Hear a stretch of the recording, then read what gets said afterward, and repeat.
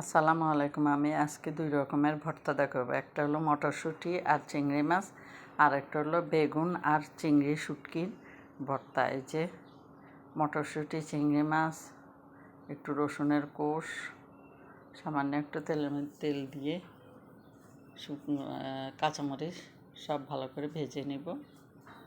যে রসুনের কোষ সব ভালো করে ভেজে নিয়েছি। আবার দেখলাম কি মনে হয় যেন চিংড়ি মাছগুলি একটু শক্ত রয়ে গেছে, তাই দুটো চিংড়ি মাছ উঠায়, মাছগুলো একটু বড় ছিল, চিংড়ি মাছ উঠায় আবার আলাদা করে কড়াইতে ভালো করে ভেজে নিব যাতে সিদ্ধ হয়। এই যে ভেজে নিচ্ছি।